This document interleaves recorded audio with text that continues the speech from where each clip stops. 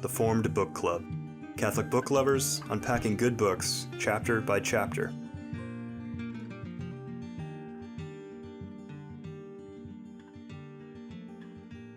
Welcome to the Formed Book Club.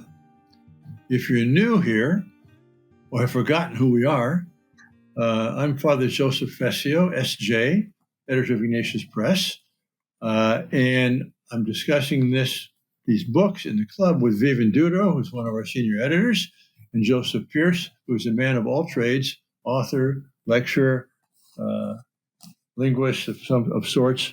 And we are continuing to discuss the drama of Atheist Humanism by Honoré de Duboc, and we've made our way all the way to page 451, section 7 of the chapter The Search for New Men. And unlike most of the previous chapters in these 400 and some odd pages, this chapter has many fewer footnotes. It is de Lubac speaking on his own behalf. And for me, it's like the grand finale of a great symphony. You've heard the first three movements. This is the fourth movement. And now all the themes are being recapitulated, brought together, and in a great chorus, ending the symphony. It's really just phenomenal. And what does it end in? It ends in the search for a new man is successful when it finds that Christ is the man, old and new, who will answer all of our desires, and with whom the search has ended, not in some static terminus, but ended in this dynamic of Trinitarian love, which will take us into eternity. This is glorious. So I actually want to quote almost the first page and a half of this, but Joseph or Vivian, do you have something before that? Well, it can't be before that. I have nothing before the first page and a half. No, go ahead, Father. Oh, well, let's pause and comment on these things here. So it ends section 6 with the lie of materialistic future success. That everything is a mirage. Section 7. It is then that in the midst of this sadness and pessimism, that Christianity, with its conception of man, comes once again to give hope to the world. This is the only hope. I mean, the good thing about materialism is it leads to despair. It makes people realize this isn't working. Well, what will work then? Do we just commit suicide because nothing's going to work? Or is there a light at the end of this horrible tunnel? Without intoxicating with dreams, so eternal life is not a dream, like the class of society is. Without presenting to him suspect novelties, so some new way of looking at man, and it turns out to be hollow. Today, just as 20 centuries ago, strengthened by its unchanged doctrine, so that doesn't change, by its ever new sap, but the vitality is always there anew, it comes to save all, to accomplish all, exclamation point. To save all, not just some, not just a chosen class, but all. What it did for the ancient soul recommends it for humanity today, with a power of assimilation intact. That is to say, it takes every good thing that man can produce and sifts it, filters it, to filter out every bad thing, to assimilate it. It comes to gather all that is sought in this humanity, the best of its effort and the best of its thought, in order to sublimate it again. So it takes all the good and it raises it up. And at the same time, in order to give it foundation, so it makes it real. It gives it a reality. A historical search would show us that in it, we have the deepest source, the most certain origin of the current impulse of our race towards a new type of man. So he doesn't, like you say, Vivian, he's not condemning the search for a new man.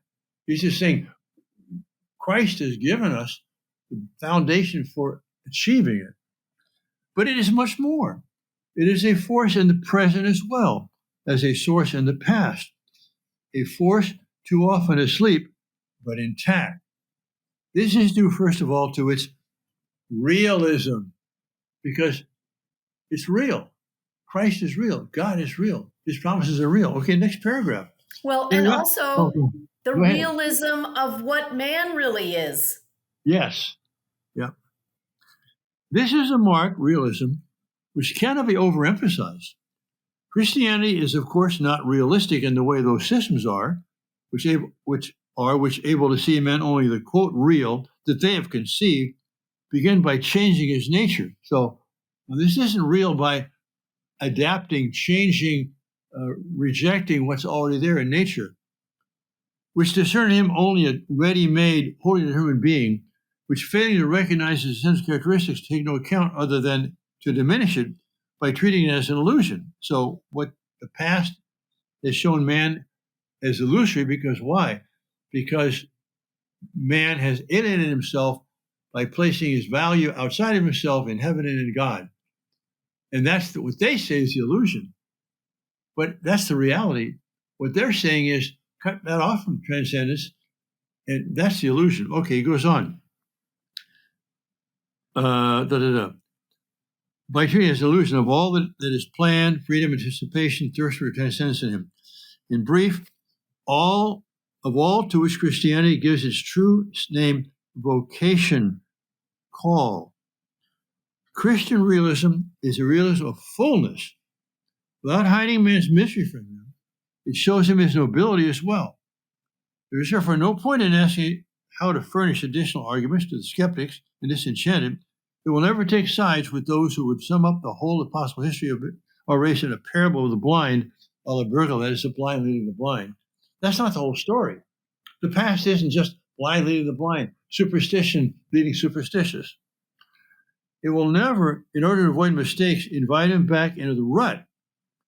It is not in the name of Christian wisdom that laziness of mind or consent to social alienations or the renunciation of dreams of greatest unity can be preached.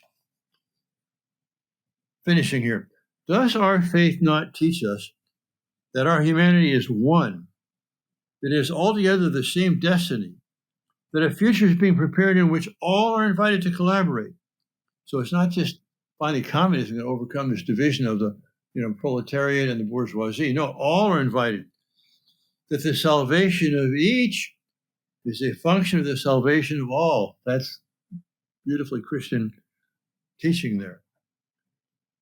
That the universe has a meaning to which man is the key, that we are all in progress towards a city, capital C, set free from death and destiny, made for a free and brotherly society, and that we must here on earth serve our apprenticeship for our future condition.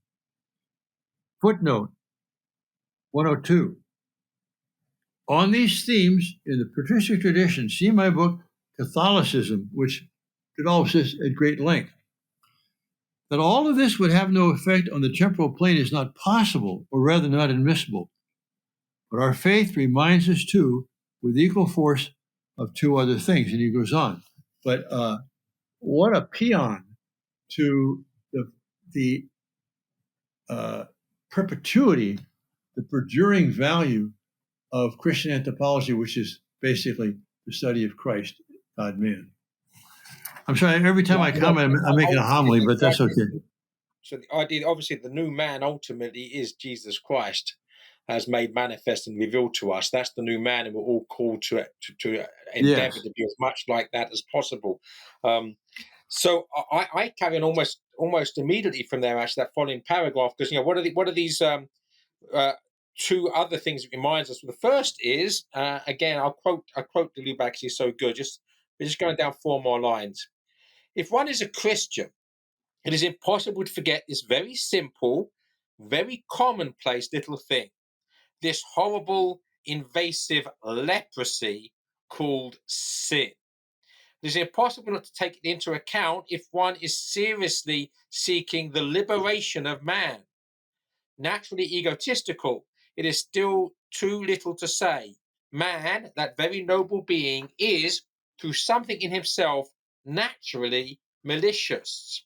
So the key thing here is that these false utopian visions of the future and of humanity, such as Marxism, It's built on the fact that we are a tabula rasa, that we're not inherently broken, we're not prone to sin, and therefore we can be fixed merely by changing the nature of society. If you improve society, you improve the man. And again, that's sociology, so Auguste Comte and Marxism. But the fact is that we are broken. There is something naturally malicious in us. This invasive leprosy, as he calls it, called sin. And one consequence of that, if you go down about 8 lines, crude or sublime, all dreams of El Dorado are harmful. So all visions of utopian future do great harm because they don't take into account there will not be a heaven on earth. There can't be a heaven on earth because of who we are as human beings. This is the Christian realism that Father, Father showed us in reading those opening paragraphs to this section. That's right. And so I wanted to point out, while de Lubac is very clear that the problem with man is not caused by society, but by his fallen nature and his sin. And so therefore the solution can't simply be social engineering or social organization or redistribution of wealth or any of these things. None of these things are going to bring about the perfection of man. While de Lubac is very clear about all of that, on the bottom of 454. Oh, wait a minute. Before you get there. All right, well, we'll wait then. Where are you going? Just after Joseph's quote on 453, about 8 lines from the bottom of the page, to believe that we will dry up the poisoned well springs of the heart, that is sinful, fallen man, or that we will purify it perfectly through any transformation, whatever, in the external economic, social, political relation between men, as you said, Vivian, is to believe that the state of peace achieved outside would suppress the whole state of war, which is within. That's once more utopia, that we're going to replace the state of war with a state of peace through economic, human, organizational, societal transformations. We talk about systemic problems as if we can change the system, Well, as if changing the system alone will change man's nature. This is the false promise of all of these ideologies. And de Lubac is very clear about pointing out why this is not true. But he also, on the bottom of page 454, says this: not, of course, that the historically given social structures are not responsible for many of the varieties of vices and do not carry many of the seeds of dissension. So here again, we see him being so fair to his communist friends, to those who say, but wait a minute, are you telling me that if I see something unjust in society that rewards vice and punishes virtue, that I'm just to do nothing about that? I'm just supposed to wait for the pearly gates to be dropped down from the sky? No, as he said before in other places, we are supposed to be using our minds, our hearts, our hands to make things better to the degree that we can. We just aren't supposed to succumb to the delusion that if I just tinker with society, I will fix mankind. I will change his nature. I will eradicate sinfulness and we'll have this heaven on earth. So this is an interesting tension for the Christian in the world to both not fall for utopian delusions on one hand, which always lead to tyranny, by the way, no matter what they are, or this quietism where I just put my white robe on now and stand on a hill and wait for, the day of judgment or something. No, somehow we're supposed to work toward this heavenly kingdom while trusting that its delivery is out of our hands, is in God, and is going to transcend the very world that we're trying to improve. Yeah, I mean, C.S. Lewis is very good on this, and I'm going to paraphrase probably poorly, that he says basically, if you try to make heaven on earth, you will fail. But if you seek heaven first, you will make earth a better place. There you go. In other words, that as long as you keep your eyes on heaven, then you will behave with virtue. And ultimately, it's virtue that improves the human condition of society. So we have to have a system that actually praises virtue, that encourages virtue, that discourages vice, viciousness. And in other words, you need Christian ethics on earth to get human justice on earth. And the only way you do that is to keep your eyes on heaven. Right. Someone once said, "Seek ye first the kingdom of God, and all else will be added unto you." He was smart. Right. And to the degree that you do that in even very small ways. Okay, I'm going to digress if I may. We're out here in Sycamore, Illinois at the Ignatius Press Warehouse, my husband and I, and we went to lunch at Tom and Jerry's lunch place, okay? And at the line where you order your food, there was this box of little green army men. And there was a sign that said, "Take home a little green army man and use this to remind you to pray for all of the men and women in uniform who are sacrificing themselves for you." And I was so touched by this, I took a picture and sent it to my Marine son. Also in the restaurant was a sign, "This is a politically incorrect place.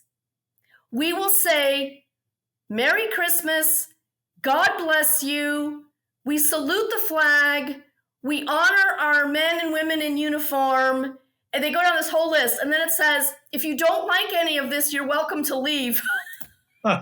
So I took a picture of that too. So sent that to my son. So in any case, wait, because I'm in San Francisco, and I don't think that chain has any stores here. No, but in any case, so after our lunch, I went to the counter and I said, "I would like to talk to the person responsible for putting this little box of green army men and putting up this sign. Is that person here?" "Oh yes, that's our manager, Sarah."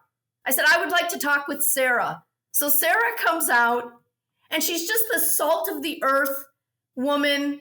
And I told her, I have a son in the military. I want to thank you for this little box here and for your signs and so on. I want to thank you for doing that. And she said, "Well, we all can do little things to make the world a little bit better, can't we?" Yeah. Beautiful. Yeah. So to live with the tension that while that matters, while that makes a difference, while that makes your corner of the world a little bit better place, it doesn't bring about utopia. It doesn't bring about the perfection of all in all. That only God will bring about. But we're supposed to be cooperating with God in our own little ways to make our corner of the world and the corner we live in just that much, a little bit of heaven. Well, that's why Mother Teresa was criticized for not doing anything systemic, not arguing for social change, not doing political activism. She says, "Look, I take care of the dead, dying people here."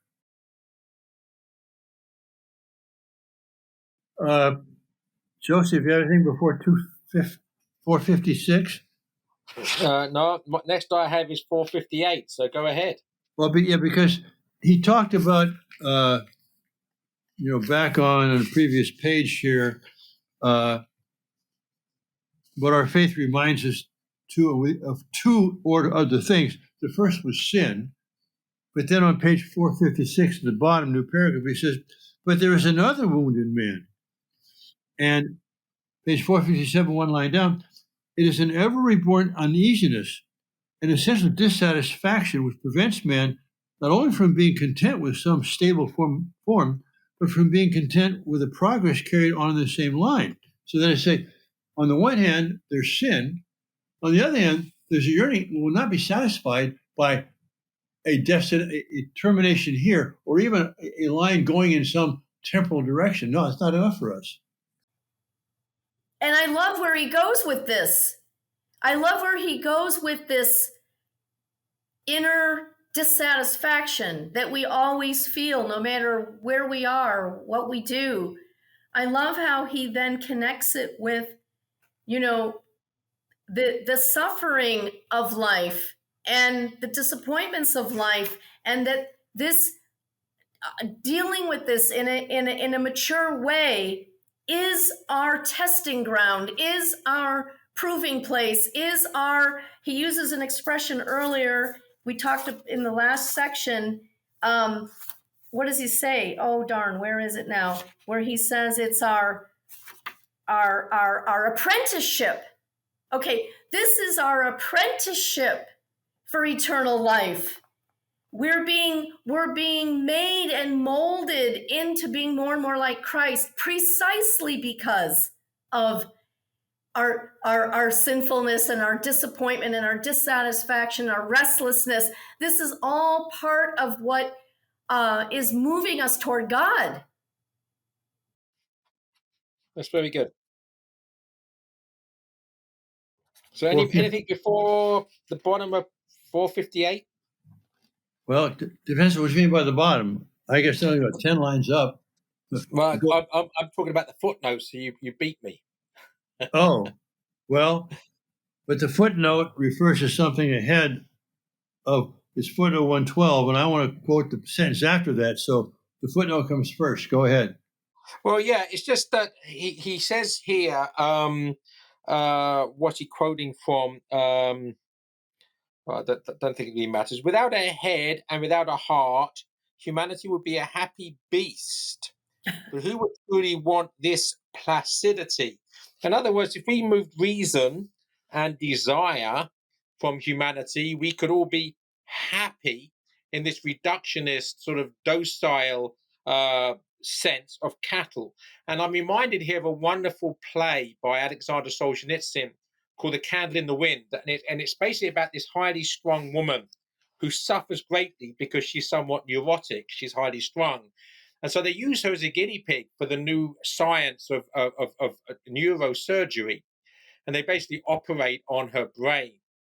And in consequence, she becomes comfortably numb. And what Solzhenitsyn is saying, it's better for her to have lived and suffered than to have basically been numbed from reality and be comfortable. So that's the whole point here, that ultimately suffering, as Vivian was saying here, is necessary as our apprenticeship to in order to grow, actually, and ironically and paradoxically, in order to grow happier, right? We have to accept our apprenticeship in suffering in order to actually grow in joy. Right. Which is why in these utopian visions of things, there's usually plenty of drug use. Right? Because, okay, you give everybody the same amount of food and water and give them an apartment block, made out of concrete, and give everybody the same, of everything. And so why aren't they happy? All their physical needs are met. So what's the big deal? Oh, because there's still going to be this restlessness, this yearning, this dissatisfaction, this hurting, the suffering. Well, then let's give them lots of drugs. Notice how that always goes kind of hand in hand with these sorts of societies? Yes, and he says, just after that footnote, which Joseph referred to on page 458, what ideal could be as miserable as that of an earthly existence, henceforth without struggle, without contradiction, without suffering, but also without any momentum, any search for the absolute! Exclamation point. Yes. And that's why, in Brave New World, Huxley's Brave New World, that famous meeting between the savage and one of the world managers. And the savage, is this boy who's been raised on a reservation of some kind for the people who end up being born in the natural way, and they're all out there. And he's discovered Shakespeare. He's discovered the Bible. And he's having this meeting with the manager, and he's saying, yes, you've reduced all suffering and you got rid of pain, you got rid of these things, but where's the heroism? Where's the nobility? Where's the struggle that makes men great? Where's all that? And the manager says, you don't understand. In order to have all that, we would have to have an unstable world. And we've gotten rid of instability, don't you see? Yeah. 460 before that, anybody? Not me. A third of the way down. But after the call of the God of love has sounded directly among us, after a cloud of witnesses from generation to generation has never ceased to transmit it to us, do we not see that the situation has changed and that another, more positive way is open? That is the way of discipleship, the way of the voice of God that was sounded in Christ, and then the cloud of witnesses. How about page 461, anybody? It's yours. 5 lines up or so. The disciples of Christ do not feel they are survivors of a shipwrecked world, but pilots charged with guiding it into port. That's a great image. That is a beautiful image. It is. I circled it. I put stars all around it. Okay. It was actually just to make a connection, just because I read it today and getting ready for not today. I didn't think a moment, but in the final section, just to jump ahead, because it's very relevant to that quote, if I can find it. If not, I can remember it. He talks about Rimbaud, the French decadent poet's image of the drunken boat. So the idea that the decadent man is just a drunken boat, sort of lurching and at the complete mercy of the tides and the winds of passion and the storms of life, and he's basically, if he's not a wreck already, he will be. And you compare that with this image, this metaphor of that we are not survivors of a shipwrecked world, but pilots charged with guiding into port. The difference between a drunken boat and this pilot of the ship is very, very pronounced. And now think too in terms of what a lighthouse is, providing a guiding light. You know, the pilot steering the ship through the storm often needs the guidance of a light coming from some other source. And that's what we Christians are supposed to be, being guided by not just our own wisdom and our own ideas, but God himself is guiding us to a safe harbor. But there would be no necessity for being guided if there weren't a storm in the first place. And there wouldn't be any bravery if I didn't have to overcome my fear and anxiety that I'm being tossed about. I mean, to see all of this in God's providence. Yes, we have the heavenly GPS. You know, to see it all in God's providence is a completely different vision from the Marxist or the Nazi or the whatever, pick whatever totalitarian you want, who just sees the world and everything in it as just so much shipwreck that they have been tasked with fixing. Yeah. So GPS, I think about Father, God's GPS is God's providential safety. God's GPS. There you go. Is there the acronym for you? Yeah, there you go.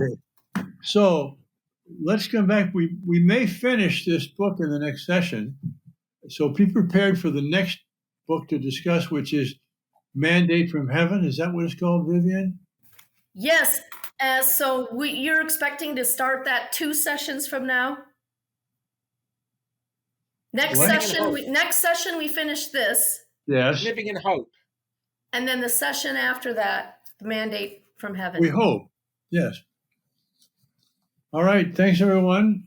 Look forward to seeing you or you seeing us later. God bless you all. If you enjoyed this discussion, please help spread the word about the Forum Book Club by subscribing to the podcast and writing a review. You can sign up for weekly updates at formedbookclub.ignatius.com.